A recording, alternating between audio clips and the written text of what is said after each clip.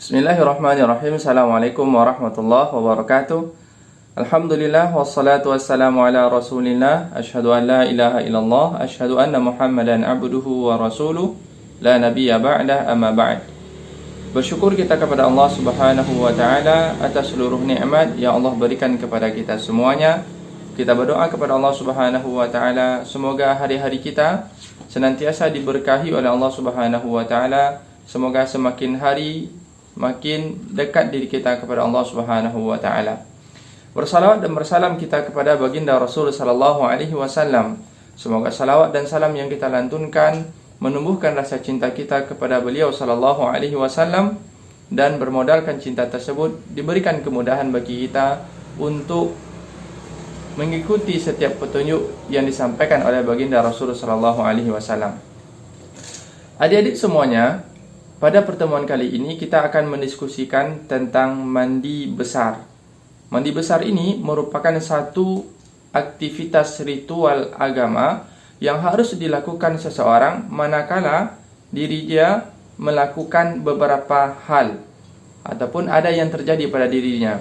Yang pertama, ada 6 syarat ataupun ada 6 ketentuan kenapa orang tersebut wajib untuk melakukan ritual mandi wajib ataupun yang disebut dengan mandi janabah. Yang pertama, ketika disebut dengan iltiqa al-khitanain, ketika bertemunya dua khitan, laki-laki dan perempuan, ataupun bahasa sederhananya ketika berhubungan suami istri, maka meskipun pada aktivitas tersebut tidak mengeluarkan mani, maka orang tersebut diwajibkan untuk mandi besar. Yang kedua, ketika memang keluar mani tersebut dalam keadaan sadar ataupun tak sadar. Misalkan ketika seseorang mimpi tidur lalu dia mimpi basah ataupun mimpi, maka ketika basah, ketika dia sadar waktu terbangun nanti ada basah di celana dia, maka orang tadi diwajibkan untuk mandi besar. Dan yang ketiga itu adalah ketika kematian, dan ini ada berbeda pendapat di kalangan ulama. Artinya yang wajib dimandikan itu status yang wafat tadi ataupun jenazah ini, ada yang menyebutkan dia wajib, ada yang menyebutkan fardu kifayah. Artinya fardu kifayah ini kalau sudah dilakukan oleh sebahagian orang, maka sudah bebaslah hukum bagi untuk orang-orang yang lainnya. Sementara adik-adik semuanya, ada hal-hal yang khusus berlaku hanya bagi perempuan, yaitu lanjutan dari yang poin yang keempat. Misalkan ketika selesai dari haid, maka perempuan ini wajib untuk mandi besar. Dan yang kelima, yang selanjutnya adalah ketika selesai dari nifas dan ketika adanya proses melahirkan. Maka posisi-posisi ini ketika berlaku pada diri seseorang, maka dia wajib untuk melakukan ritual keagamaan yang disebut dengan mandi janabah. Adik-adik semuanya, posisi seseorang yang ketika dia tidak dalam keadaan suci, maka ada hal-hal yang tak boleh dia lakukan. Yang pertama, seseorang tadi tidak diperkenankan untuk menunaikan ibadah salat. Kalaupun dia paksakan ibadah salatnya, maka ibadah salatnya pasti dipastikan tidak diterima oleh Allah Subhanahu wa taala. Yang kedua, orang yang dalam posisi berhadas besar tidak diperkenankan untuk melakukan ibadah tawaf. Lakukan ibadah tawaf di Ka'bah. Dan yang ketiga, seseorang yang berhadas besar maka juga tidak diperkenankan bagi dia untuk memegang mushaf Al-Quran. Tidak diperkenankan untuk memegang mushaf Al-Quran, tidak diperkenankan untuk membawa mushaf Al-Quran, juga tidak diperkenankan untuk membaca ayat Al-Quran. Dan untuk membaca ayat Al-Quran ini adik-adik semuanya, itu berlaku bagi orang-orang yang dia membaca dalam keadaan hafalannya. Pun demikian dilarang bagi orang-orang yang dalam keadaan berhadas besar ataupun dalam junub. Dan yang terakhir, poin yang terakhir yang terlarang bagi orang yang berhadas besar itu adalah dia tidak diperkenankan untuk berdiam diri duduk di masjid. Maka bagi orang-orang yang berhadas besar, maka tidak diperkenankan bagi mereka untuk melakukan aktivitas yang sudah kita sebutkan tadi.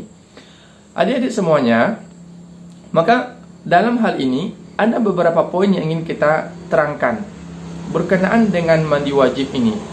Kalau kita lihat aktivitas tadi, maka mandi wajib itu merupakan satu hal keharusan yang kita tunaikan sebelum kita melakukan aktivitas yang lainnya. Kalau hanya sekedar mandi, banyak orang yang mandi, bahkan kita setiap hari melakukan aktivitas mandi, bahkan 2 kali senantiasa kita tunaikan dalam sehari semalam. Pagi kita mandi, sore ini kita juga mandi. Akan tetapi itu merupakan aktivitas harian kita, tidak dicatat sebagai satu aktivitas keagamaan. Artinya, ketika seseorang dia berhadas lalu dia mandi dan hanya mandinya mandi biasa, maka itu masih dalam kategori dia berhadas. Maka ada hal-hal yang harus kita tunaikan. Memang yang kita sebutkan yang pertama kali itu yang menjadi rukun dari mandi wajib itu adalah niat. Inilah yang harus kita hadirkan pertama kali ketika kita hendak melakukan aktivitas mandi tersebut. Dan yang kedua memang dipastikan membasahi seluruh anggota badan kita. Kita pastikan seluruh anggota badan kita ini sudah tersiram dengan air. Adik-adik semuanya yang berbahagia, maka pada selanjutnya kita akan menyampaikan sedikit berkenaan tentang bagaimana sebenarnya tata cara ibadah mandi ini. Untuk hal yang pertama kali yang kita lakukan itu adalah kita memang menghadirkan niat seperti yang kita sampaikan tadi. Dan untuk pelafalan niatnya tidak diharuskan untuk menyebutkan niatnya. Yang penting kita sudah menghadirkan niat, ada dorongan dari diri kita bahwasanya kita ingin melakukan mandi besar. Artinya bukan mandi biasa. Dan ketika sudah sampai di tempat pemandian, maka yang harus kita tunaikan pertama kali itu adalah mencuci telapak tangan kita ini. Kita bersihkan dahulu. Dari apa? Karena jangankan untuk mandi besar, untuk berwudu saja Nabi sampaikan ketika kalian bangun dari tidur, maka untuk yang pertama kali dilakukan adalah cuci dulu tangan tadi. Jangan langsung dicidukkan air ini ke tempat ke gayung ataupun ke ember. Pastikan kita cuci bersih dahulu. Lalu setelah itu yang kita lakukan adik-adik adalah kita mencuci kemaluan kita. Kita bersihkan kemaluan kita menggunakan tangan kiri. Artinya kita diperkenankan untuk menggunakan sabun ataupun yang penting kita pastikan semua hal ini sudah kita bersihkan. Lalu selanjutnya yang bisa kita lakukan itu adalah berwudu. Dan berwudu ini kita lakukan ataupun kita tunaikan layaknya kita berwudu biasa. Sementara memang ada juga di dalam hadis itu ataupun di dalam riwayat itu ada yang menyebutkan wudunya tidak perlu sempurna. Artinya ada yang cukup kaki nanti langsung di dalam proses mandi tersebut. Tapi kalau saya lebih mengambil wudulah dengan wudu yang sempurna. Kita cuci muka, kita basuh tangannya, lalu kita layaknya ibadah wudu yang sempurna. Lalu apalagi setelah berwudu yang sempurna? Setelah wudu yang sempurna, bisa kita ambil air, lalu kita kita sela-sela, kita usap sampai ke akar-akar rambut kita. Kita usap-usap sampai ke akar rambut kita. Lalu sementara bagi yang laki-laki juga yang memiliki jenggot, ya silakan juga diusap-usap di bagian jenggotnya. Lalu terakhir barulah kita guyurkan air ini ke seluruh tubuh kita. Dan kita pastikan tak ada satu anggota badan pun yang tidak terkena air. Kita pastikan semuanya terkena air. Lalu yang menjadi catatan bagi kita, apakah mesti kita guyurkan 3 kali? Tidak mesti 3 kali kita guyurkan.